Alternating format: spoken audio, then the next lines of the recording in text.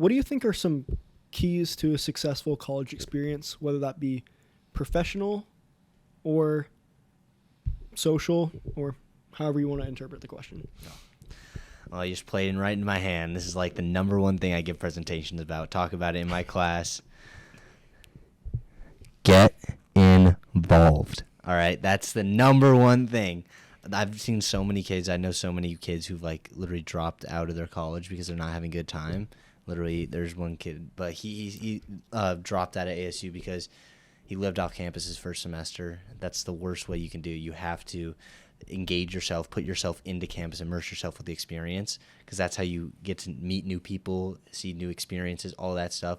So like what I did my freshman year, I was in 6 different clubs. I was on the club baseball team.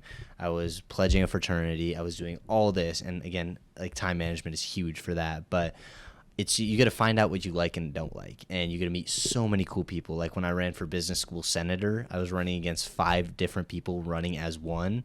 I was running alone.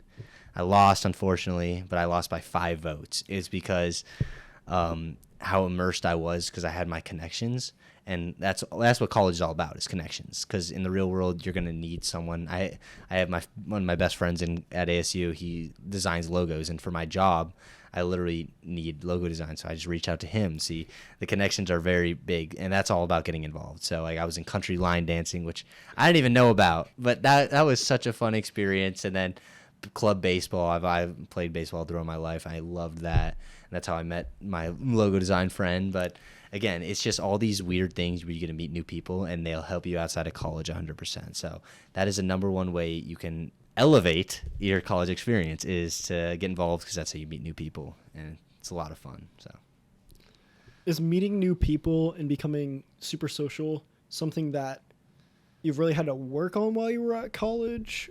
Were you more of a social person throughout high school as well? Would you call yourself a social chameleon, to where you can switch to different groups and whatnot? You said that you were in a whole bunch of different clubs as well. Yeah, no, 100%. I feel like the chameleon thing is actually really important, because I am in like a bunch of different clubs. Like, for instance, I'm in a fraternity, but I'm also in an LGBTQ plus club. It's kind of just like, because I really want to learn about like the community, since it's like kind of like blowing up now. And yeah, you're gonna have to put on 2 different faces for those 2 clubs, and it's sad because you have to do that. But like at the end of the day, it's something you can't act the same around each club. Not saying like I've changed my personality completely, not at all, but there's definitely different mannerisms where you're gonna have to do in each thing. So I would say that. But like answering your question, I think I've always been a very sociable person. I always put myself out there. I love meeting new people. So I think like joining all these clubs and stuff, it was kind of like my mom always preached about that. And so just because my parents are always like into being like super sociable, putting themselves out there, and so that's kind of always been in my life. And so it was a big transition into college, really, because I kind of knew what I wanted to do. How do you maintain your authenticity whenever you move throughout the different clubs and fraternities and social groups that you're in? We'll say a personality's like a chart, really. And some people can like switch their personality way to one side and then way to the other. I think it's very important that you keep your personality centered. Like, so if let's say the 2 groups collided for some reason, you would not be acting completely different of how you would usually, because I think that can come off weird, and you would come back as like a fake person almost. So obviously playing true to yourself, and that kind of goes into like one of my big mindsets is not caring what other people think. And so it's like, I'm going to be myself, and if you don't like that, that's all right. But as long as I'm authentic to myself, I believe that's how I want to be portrayed to everyone else. And so like what I feel like I'm doing is how I'm going to be doing it. It's just how it is. It's what I mentioned a little while ago. You're with yourself 100% of the time. I think staying true to you, no matter what other people are thinking of you, that's massive. Something that I learned through deleting social media. That's something I've learned through doing this podcast. That's something that I've learned just in general, honestly. And it's something that I struggled with for a while, because whenever you're growing up, you want to fit in with a whole bunch of people. Mm-hmm. You're trying to be more social, and you kind of aren't really a chameleon. You're just trying to change yourself to be who other people are. I remember I wore This is actually really funny. I don't know why this randomly popped in my mind. But 7th grade, I switched from my private school that I was going to for a while into a public school that I rolled from 7th grade all the way through high school. And then after that, obviously on to college. I remember this story specifically because it was the first time that I didn't have to wear a uniform in school. So I didn't know what to wear. I was like, man, what am I supposed to wear to school every single day? I'm in 7th grade and you have me picking out all of my clothes. So I dressed like a highlighter because at the time everyone was wearing highlighter clothes, essentially, like just like neon stuff. If you happened to be in school at that time, I was also a highlighter. You probably remembered that. See, exactly, yeah. But I remember specifically I had a bright orange pair of shoes that I wore. And I loved those shoes. They were fantastic shoes. They're a bright orange pair of Nike shoes. They're great shoes if they're neon. Exactly. They're neon orange. They're fantastic. But I remember trying to fit in with all these other people and being the highlighter that I was there, which is hilarious because highlighters are meant to make things stand out, and yet everybody was a highlighter. So that means that nothing was standing out in the slightest bit at all.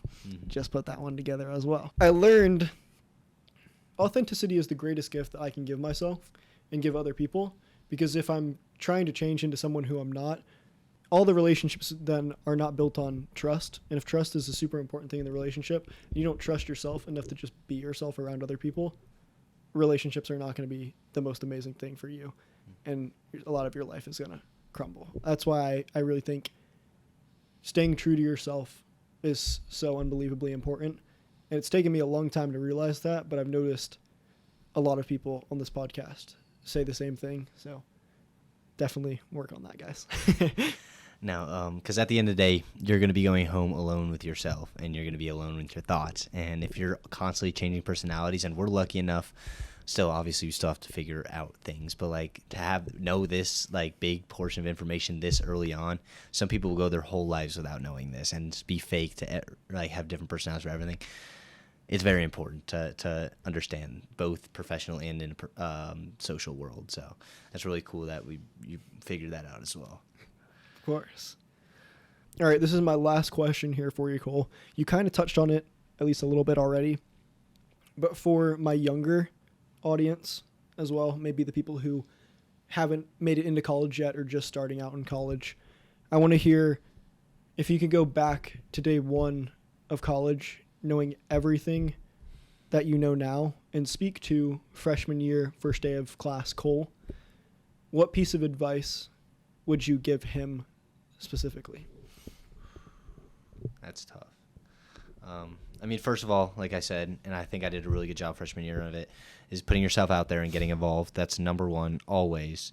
And then I'd say like number two is, me and my sister always use this phrase, I made it up. So, but we say kiddie pool, and it really, surface level doesn't mean a lot, but basically what that means is it's not that deep.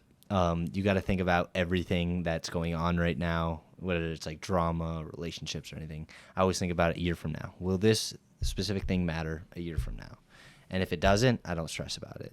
If it might affect my future like well-being and stuff, yeah, I will put more effort into that. But there's so much going on in college where it's like, oh, he said this, she said whatever. A lot of drama. That can stress so many people out. If it's not that big of a deal, then don't worry about it. Like I say, when I graduate college, will all this, why even care about this? No. So why waste my brain space stressing about it? Also, no one's important enough to make you stress or change your mood. So if anyone's trying to like mess with you or they're making you mad or whatever, you're giving them power by reacting to that. Just calm, cool, collected all the time. That's my 3 pieces of advice, I guess, that I'd give my freshman self. If you guys enjoyed this video, be sure to subscribe and watch this next video right here.